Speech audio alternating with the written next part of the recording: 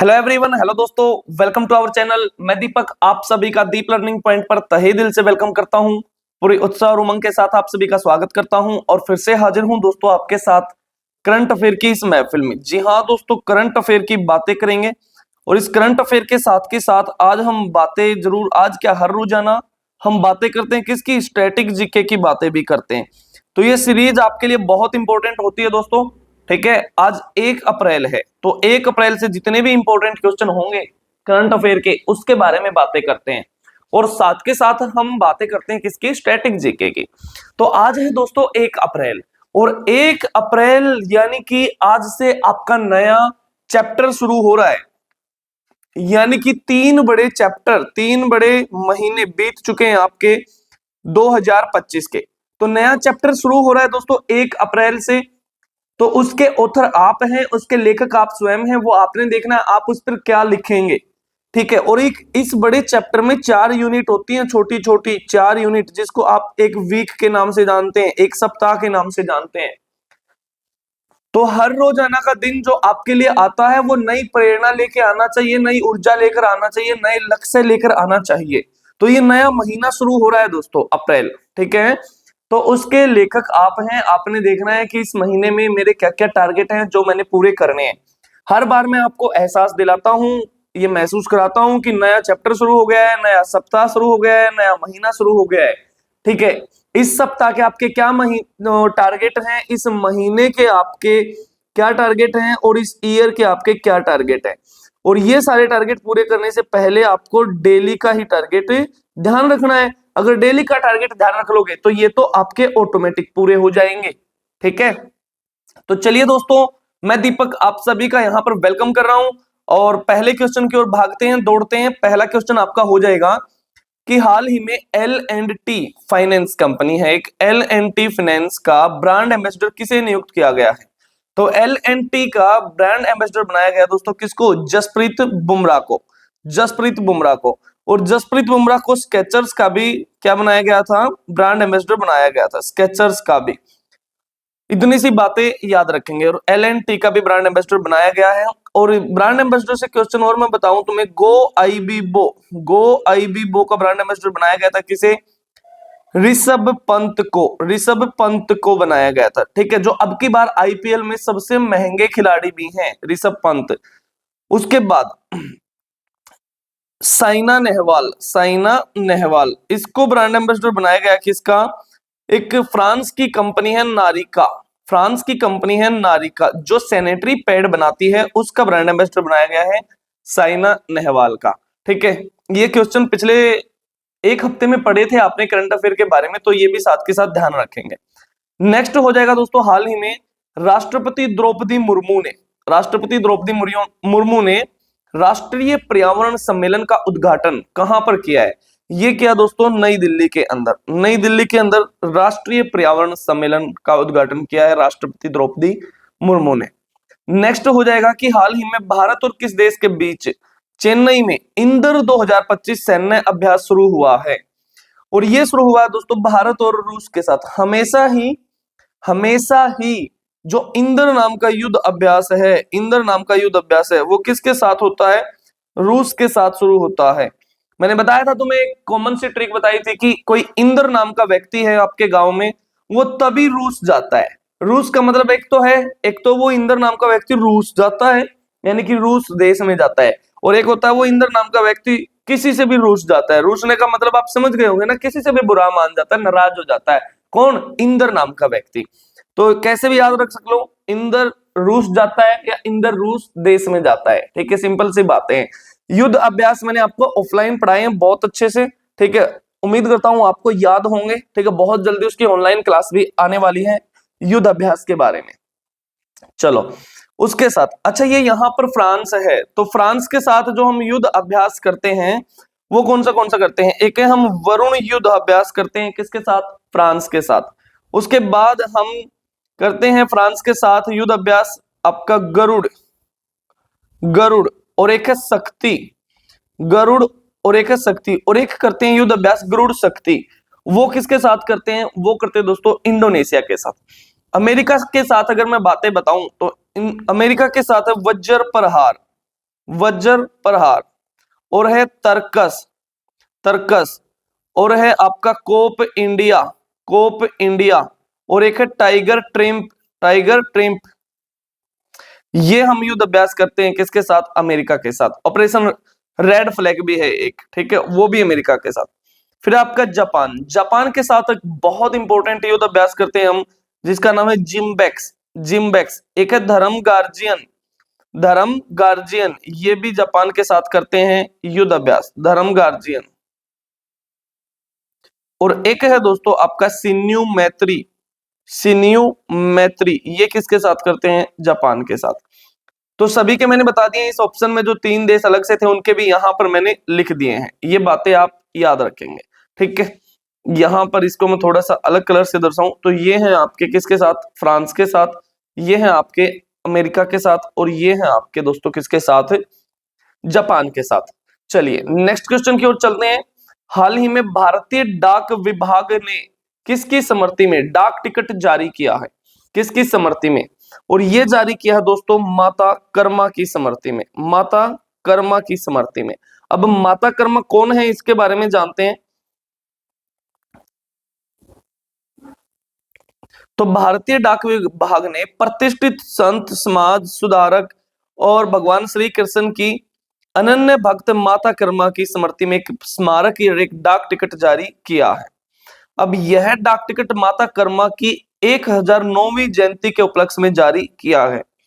माता कर्मा को समाज सुधारक और भक्ति मार्ग की प्रबल समर्थक के रूप में जाना जाता है, और भारतीय संस्कृति और आध्यात्मिक परंपरा में उनका इंपॉर्टेंट सा रोल रहा है, एक महत्वपूर्ण योगदान उनका रहा है।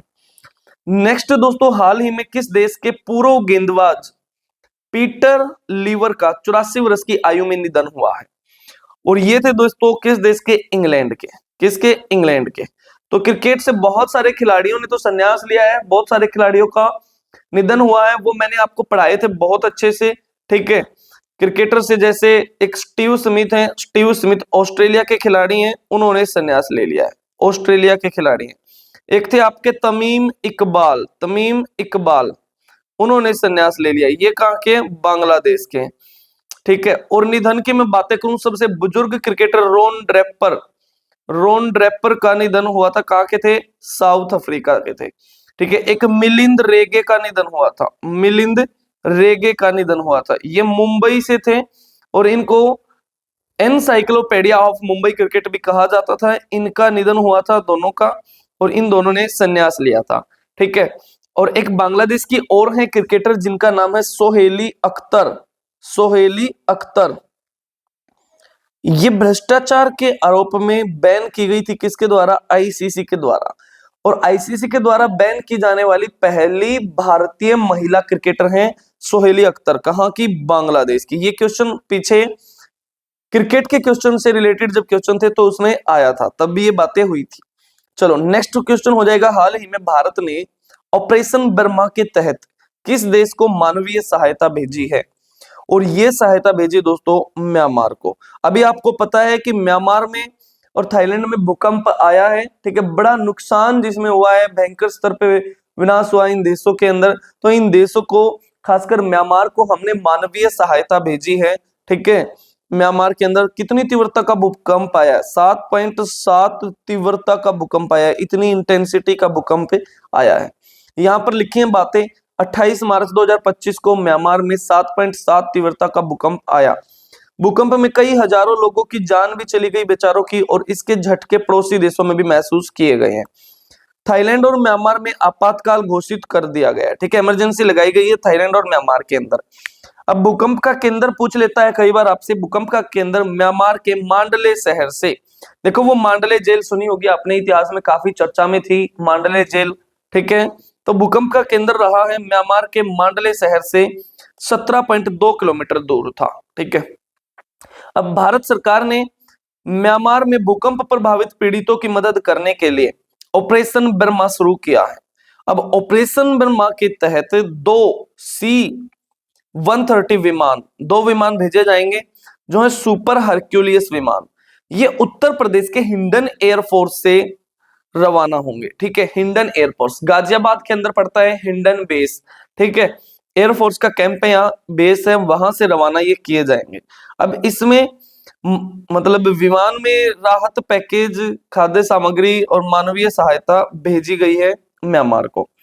अब भूकंप से संबंधित जानकारी मैंने यहाँ पे कुछ लिखी है। भूकंप को नापने के लिए सीस्मोग्राफ या सीस्मोमीटर का उपयोग किया जाता है। अब पूछ लेता है सीस्मोग्राफ को किसने आविष्कार किया था, तो रिएक्टर स्केल का उपयोग भूकंप की तीव्रता मापने के लिए किया जाता है, जिसे 1935 में चार्ल्स रिएक्टर ने आविष्कार किया था। इतनी सी बातें याद रखेंगे। और स्टडी ऑफ अर्थक्वेक क्या कहलाती है, सीस्मोलॉजी कहलाती है। ठीक है, सीस्मोलॉजी। अब कुछ प्रमुख ऑपरेशन है दोस्तों जो चलाए गए हैं, किससे संबंधित हैं वो यहाँ पर लिखे हैं। जैसे ऑपरेशन करुणा चलाया गया था चक्रवात प्रभावित म्यांमार की सहायता करने के लिए, ऑपरेशन करुणा। ऑपरेशन गंगा चलाया गया था, ये गंगा है, ऑपरेशन गंगा, ये ठीक कर लो आप। ऑपरेशन गंगा चलाया गया था दोस्तों यूक्रेन में फंसे भारतीयों को वापस लाने के लिए, यूक्रेन में फंसे भारतीयों को वापस लाने के लिए। ऑपरेशन देवी शक्ति चलाया था अफगानिस्तान में फंसे भारतीयों को वापस लाने के लिए। और ऑपरेशन दोस्त चलाया तुर्की और सीरिया में आए भूकंप में मदद करने के लिए। ऑपरेशन कावेरी चलाया था दोस्तों युद्धग्रस्त सूडान से अपने नागरिकों को निकालने के लिए। और ऑपरेशन मेघदूत चलाया 1984 में सियाचिन में विजय पाने के लिए। ठीक है, सियाचिन ग्लेशियर पर जो विवाद हुआ था, जो सियाचिन में लड़ाई हुई थी पाकिस्तान के साथ, तो वहां पर सियाचिन को जीतने के लिए हमने चलाया था operation Meghdoot. Operation all out चलाया जम्मू कश्मीर में आतंकवादियों को मारने के लिए, जो जैसे मोहम्मद, लश्कर ए मोहम्मद, ये बहुत सारे आतंकवादी जो संगठन थे उनको भगाने के लिए हमने ऑपरेशन ऑल आउट चलाया। ऑपरेशन पोलो चलाया था, बहुत इंपॉर्टेंट है ऑपरेशन पोलो, तो पूछा जाता है हैदराबाद को भारत में मिलाने के लिए चलाया था 1948 में। और एक था ऑपरेशन विजय, ऑपरेशन विजय ये कब चलाया है, ये चलाया दोस्तों एक तो 1961 में गोवा को आजाद कराने के लिए, गोवा को आजाद कराने के लिए किससे, पुर्तगालियों से। और एक ऑपरेशन विजय हमने एक बार और चलाया 1999 में, कौन से युद्ध में, कारगिल युद्ध में भी हमने चलाया ऑपरेशन विजय, कारगिल लड़ाई में। इतनी सी बातें आप याद रखेंगे। नेक्स्ट हो जाएगा आपका हाल ही में 34वें सरस्वती सम्मान से किसे सम्मानित किया गया है, और यह सम्मानित किया गया दोस्तों साधु भद्रेश दास को, साधु भद्रेश दास को 34वें सरस्वती सम्मान से सम्मानित किया गया है। सरस्वती सम्मान बड़ा इंपॉर्टेंट सा क्वेश्चन बन जाता है इससे, सरस्वती सम्मान से इसको कौन देता है, कितनी राशि दी जाती है, वे सारी बातें मैंने यहाँ पर लिखी हैं। तो देखो सरस्वती सम्मान से जुड़ी इंपॉर्टेंट जो जानकारी है वो यह है कि सरस्वती सम्मान एक वार्षिक साहित्यिक पुरस्कार है। यह किसी भी भारतीय नागरिक को उसकी किसी भी भारतीय भाषा में लिखी गई उत्कृष्ट कृति के लिए दिया जाता है। और यह सम्मान पिछले 10 वर्षों में प्रकाशित सर्वश्रेष्ठ साहित्यिक कृति को प्रदान किया जाता है। राशि दी जाती है दोस्तों इसमें 15 लाख। राशि कितनी दी जाती है, 15 लाख, ध्यान रखेंगे आप। 15 लाख राशि इसमें दी जाती है। 11 लाख राशि अभी बताई थी किसमें दी जाती है, 11 लाख राशि आपकी ज्ञानपीठ पुरस्कार में दी जाती है, ज्ञानपीठ पुरस्कार में दी जाती है। 25 लाख की राशि आपकी किसमें दी जाती है, 25 लाख की राशि आपकी दी जाती है दोस्तों किसमें, मेजर ध्यानचंद खेल रत्न अवार्ड में दी जाती है। भारत रत्न में कितनी राशि दी जाती है, भारत रत्न में 0 राशि दी जाती है, उसमें कोई भी राशि नहीं दी जाती भारत रत्न के अंदर। भारत रत्न मैंने आपको बहुत अच्छे से पढ़ाया है दोस्तों, बहुत अच्छे से प्लेलिस्ट बनी हुई है, वहां पर जाके आप देखोगे तो भारत रत्न के बारे में सारी बातें बताई हैं। इतनी सी बातें याद रखेंगे। फिर है 2024 का जो सरस्वती सम्मान अभी मिला है, ये 2025 में प्रदान किया गया है और ये 34वां सरस्वती सम्मान था। ये प्रदान किया गया है महामहोपाध्याय साधु भद्रेश दास जी को। ठीक है, कृति क्या है इनकी, वो स्वामी नारायण सिद्धांत सुधा, ये इनकी कृति है, संस्कृत भाषा में इसके लिए दिया गया है। और ये प्रदान करने वाली संस्था दोस्तों के बिड़ला फाउंडेशन इसको प्रदान करता है। ठीक है, इस पुरस्कार को इंपॉर्टेंट सी बातें याद रखेंगे। ठीक है, सरस्वती सम्मान को महत्वपूर्ण तथ्य इसमें पहली बार कब दिया गया, 1991 में हरिवंश राय बच्चन जी को मिला था हिंदी भाषा में, हरिवंश राय बच्चन जी को। पिछला विजेता 2023 में 33वां किसे मिला था, प्रभा वर्मा को मिला था रुद्र सात्विकम कृति के लिए मलयालम भाषा में। और पहली महिला विजेता है दोस्तों 1995 में बालमणि अम्मा को। बालमणि अम्मा को मिला था कब? मलयालम लेखिका, मलयालम भाषा में। अभी ये 3 अवार्ड हमने पढ़े हैं, तो उनके स्टैटिक जीके यानी कि उनका पूरा इतिहास भी हमने पढ़ा है। जैसे एक था, कल परसों की क्लास में था, एबल पुरस्कार। एबल पुरस्कार जिसको क्या बोलते हैं? इस एबल पुरस्कार को गणित का नोबेल भी बोलते हैं। गणित का नोबेल भी बोलते हैं ना, जिसको कौन सा देश देता है? नॉर्वे की सरकार इसको देती है। नॉर्वे की सरकार इसको देती है। और एक और पढ़ा था हमने पीछे, एक पढ़ा था आपका जो 1961 में जिसकी स्थापना हुई थी, 1965 में पहली बार दिया गया था। उस पुरस्कार का नाम क्या था? ज्ञानपीठ पुरस्कार। ज्ञानपीठ पुरस्कार ये भी हमने पढ़ा था। और आज पढ़ा है हमने सरस्वती सम्मान। सरस्वती सम्मान ये हमने पढ़ा था। इतनी सी बातें याद रखेंगे, ठीक है। चलो नेक्स्ट क्वेश्चन हो जाएगा आपके लिए। हाल ही में एबल पुरस्कार 2025 से किसे सम्मानित किया गया है? ये लो, यही क्वेश्चन आज की क्लास में आपका रहेगा, होमवर्क रहेगा। आप जल्दी से आप इस क्वेश्चन का आंसर मेरे को बताओगे कमेंट बॉक्स में। इससे रिलेटेड जो भी जानकारी है, क्या कुछ कहानी है, वो आप बताओगे। तो ये थी दोस्तों आज की क्लास आपकी। उम्मीद करता हूं क्लासें आपको समझ आ रही होंगी बहुत अच्छे से। हर रोजाना क्लास आप ले रहे होंगे। और जो बातें मैंने आज बताई हैं स्टार्टिंग में कि एक नया चैप्टर शुरू हो गया है, ठीक है। आज 1 अप्रैल है, अभी भी 9 महीने शेष हैं दोस्तों 2025 के। 9 महीने शेष हैं और it's never too late. It's never too late, ये बिल्कुल भी लेट नहीं है। जब जागो तभी सवेरा है। जब जागो तभी सवेरा। अभी भी आप जाग रहे हो, जाग जा रहे हो, ठीक है, अपने लक्ष्य के प्रति एक्टिव हो, तो 2025 में आप डेफिनेटली आप इस 2025 को सरकार के फाइनेंशियल ईयर, जो फाइनेंशियल ईयर शुरू हो जाता है ना भाई 1 अप्रैल से 31 मार्च तक, तो ये फाइनेंशियल ईयर सिर्फ सरकार का नहीं होना चाहिए, ये फाइनेंशियल ईयर आपका भी होना चाहिए। ये फाइनेंशियल ईयर आपका भी होना चाहिए, यानी कि 2025 में आप भी अपनी जॉब में हो जाने चाहिए, ठीक है। इतनी सी उम्मीद मैं आपसे करता हूं, ऐसी मेहनत आप करोगे। तो चलिए दोस्तों आज की बातें यहीं तक रखते हैं, बाकी बातें अगली क्लास में करेंगे। तब तक के लिए एकदम खुश रहो, मस्त रहो, अपना ख्याल रखो और अपने घर वालों का ख्याल रखो। जय हिंद, जय भारत, वंदे मातरम।